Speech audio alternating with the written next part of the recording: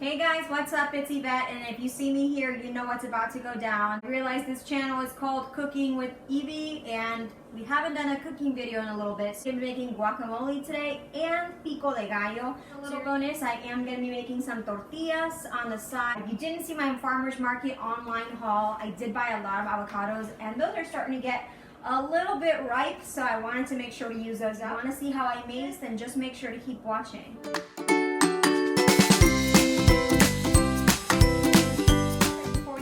As I always do, I want to show you what you want to have for this little recipe. You're going to want to have definitely some avocados for the guacamole. I say if they're ripe, that's when they're good. If they're a little bit not ready, they're going to be okay, but you want them to be pretty ripe because guacamole is nice and creamy. You also want some tomatoes, want some onions, some limes, as well as some cilantro. Honestly, for both of these recipes, you're gonna use most of the same ingredients, with the exception of avocados. You'll only use that in the guacamole. Also want some salt. I've got some pink Himalayan salt here that I like to use in my recipes. In this video, I'm not really gonna show you how to make the tortillas. I'm still perfecting my method, so I just wanted to show you what I'm pairing it with.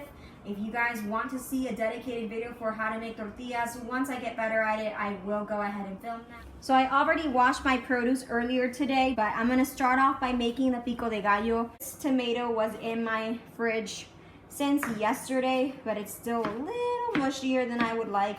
Honestly, these tomatoes can either go in the guacamole or the pico de gallo. It's not a big difference. Really what you want is just to get them in a pretty small dice, nothing too small, just small where it's like nice bite-sized pieces. The trick with a good pico de gallo is the longer it sits, kind of briny in its own juices, the better it's gonna taste. So if you can make this a day ahead of time, great, but if you can't, then just try to make it earlier in the day.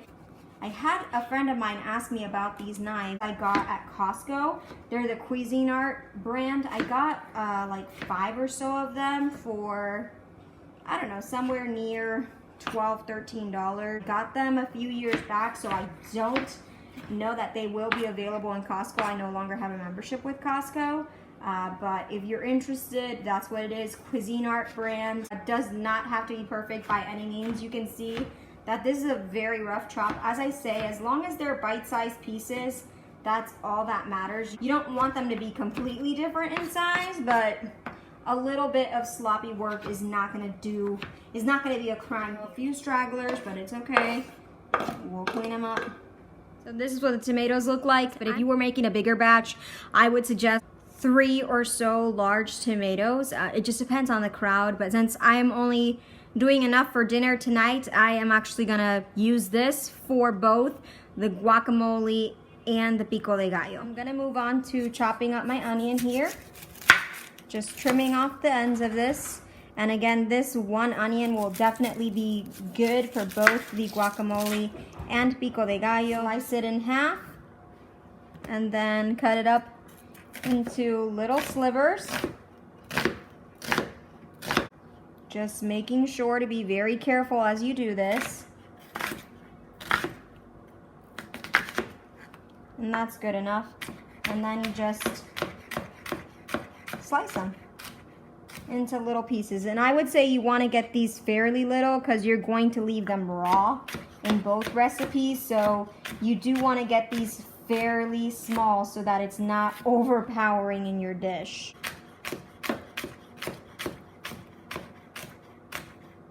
Just be comfortable with a knife. Don't do it with fear, or else accidents are bound to happen.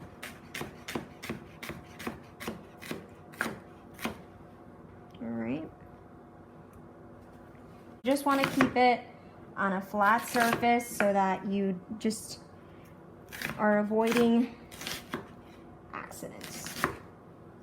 This is what it looks like with the onions mixed in, and my husband says this is good enough, but I have a feeling the guys may want more, so I'm gonna go ahead and just chop up the other tomato and put it in here and put a little bit more onion. I did put some of the onion, I just cut only half of the onion into little diced pieces, and I put the rest of it into the guacamole, but I ended up slivering the entire onion. This is gonna be way too much. So I figured I'm also gonna make some refried beans on the side, but I will go ahead, cut these up, throw a little bit more in the pico de gallo, cut that other tomato up, and we'll be good to go.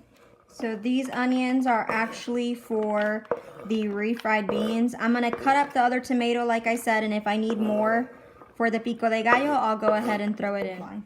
Just a quick note, y'all, you wanna keep that juice in there. All the seeds are amazing for the pico de gallo. That is kind of what marinades and cooks up, if you will, the onions that are in there. So I'm gonna go ahead and chop the cilantro in just a few. So this is what it's looking like, guys. You want to occasionally stir while you're making this so that everything can get nice and mixed together. I like the proportions of this. I don't think it needs more onions, so I'm gonna just hold off on the onions for now. If you wanted to add more onions, you definitely could, but for now I kind of like the way that this looks. All right, we're moving on to the cilantro, so I'm just going to open up this bag and rinse these off. Just give them a quick little wash, and then we're gonna cut them up. Again, this is gonna be for both the guacamole and the pico de gallo. Now, I did buy this small little bunch for $1 at Aldi, which, if you ask me, is a little bit of a ripoff, but I needed it, so I went ahead and did that. Just giving the cilantro a pretty rough chop at first. This is pretty straightforward. I recommend, if you're going to make this and you can think of it ahead of time, that you go to your local farmer's market or anywhere where you can buy 2 bunches for $1, because that's a far better deal than this. But if you're in a pinch or you don't know any local farmer's markets, then Aldi has that bag for $1, like I said. I'm gonna throw pretty much about half of this into the pico de gallo because I want plenty of cilantro in there. And if you don't like cilantro, I guess you could probably change it for a green onion, but all the pico de gallos that I have seen and made do have cilantro, so just keep that in mind. I'm gonna throw the cilantro into the avocado. Don't know that you could see it there, but it's right there. This is for the guacamole, and the rest will be for the pico. So this is what it looks like. I'm gonna go ahead and give it a nice little mix for you. It is beautiful, and if you can see, it just has nice notes of red with the tomato, purple with the onion, and green with the cilantro. You can definitely use a white onion if you prefer. I'm pretty pleased with it. Anywho, if you would like to add more tomato, you can. Whatever you want at this point, this is where you can do that. Okay, so we are getting into the last few steps here of the pico de gallo. What you'll need for this is a lime or a lime and a half, depending on how much juice you want. If you have a lime or lemon press squeezer, whatever you call this, it would be good to use it, but if not, your hands will work just fine. And then just squeeze that. Oh, sorry, you're not really able to see that, but I did just squeeze that in. And then I like to pull it out and give it one last squeeze to try to get in as much juice as I can. Hopefully you can see that juice coming out. And it's looking pretty good. Again, this is all to your liking. So if you want to add more tomatoes, you certainly can. I'm tempted to, just because I wasn't ready for all that cilantro. The last step really is to salt it to taste. So I got my little pink Himalayan salt here. I'm gonna throw 1 little spoon. 2 little spoons for now, because this is a small batch. You don't want it to be overly salty. And give this a quick stir. You want to give it a little bit of a taste test to see if you like the consistency, how do I say it? If you like the consistency, if you like the taste, and if you feel like you need to add anything else, like if one ingredient's more overpowering than the other. So I'm just gonna grab this. My hands are clean, y'all, don't worry. I would say that it actually needs more salt and some lime. So I'm gonna squeeze that lime in there. So it just depends on the juiciness of your limes, how much limes you'll need. Apparently I needed a lime and a half for this, but if you had a very, very juicy lime, I think you could just get away with 1. But every batch is gonna be slightly different. So 1, 2, and there we go. Oops.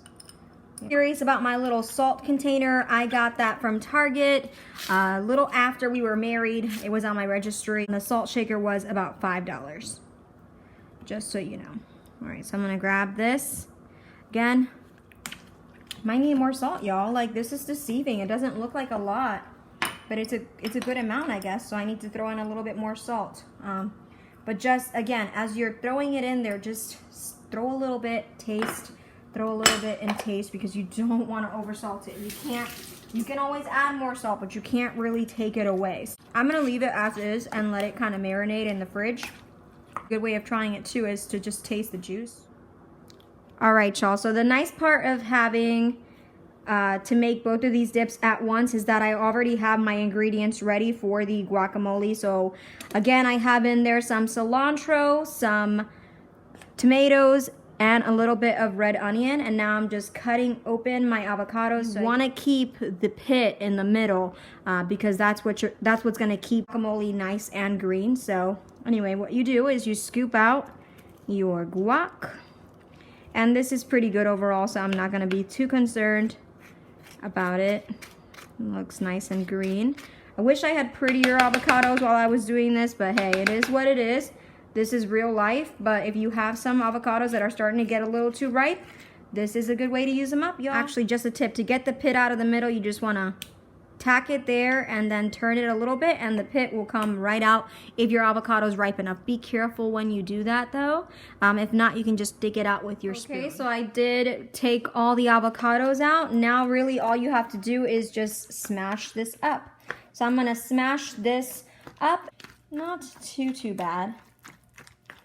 And then you just wanna, as you're mashing it up, you just wanna mix the other ingredients in that were at the bottom of it. You could also, you know, if you're not making the other dipping sauce, mash the avocados first and then add the ingredients in, but as you can see, either way works just fine. Pretty mashed up. So now what you want to do is just go ahead and cut open another lime.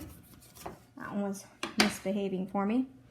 And then just give it a nice squeeze into the guacamole. Oh yeah, this lime was nice and juicy. Give that a nice mix. And this just gives it a nice pop of citrusy flavor. But as with the pico, now you just gotta salt to taste. So I'm gonna throw in 2 little of these spoons. Actually, I'm gonna go with 3. Hopefully that wasn't too much. It's so creamy that I think I might actually need to use the rest of that lime in there, because we want this to have a little bit of a tart flavor. That's just gonna give it a nice decadence. Nice squeeze right there was definitely what it was needing. Let's see. Yeah, girl, you can't beat that with a stick. So I'm gonna go ahead. Last step is really to throw in the pit. So you just throw them. Just wanna mix them in.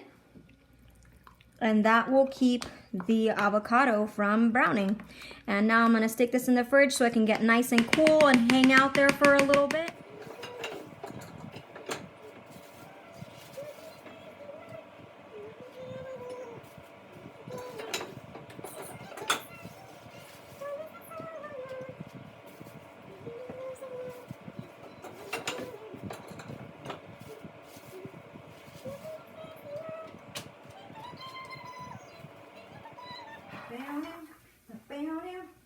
Feel it hot, hot, hot. Feel it, feel it hot, feel it hot, hot, hot. So I am just going to saute these onions until they get a little clear. Throw the beans in. So I had to film this last part on my phone. My iPad ran out of space, but this is the beans. Once they are done, I'm going to serve up some plates. And then we're good to go. I'll come back and let you know how dinner turned out. So here are what the plates look like. That is what the pico's been looking like for a while. That's what the guacamole's looking like. So dinner was delicious. I'm actually going to wrap up with a dessert. So this is my dessert. It's a little loaf of banana nut bread. Ladies were giving away a bunch of Publix goodies, so that is from that. And then I've got some blueberries and strawberries cut up with some coconut whipped cream. I am very excited and definitely gonna have to repeat that meal again.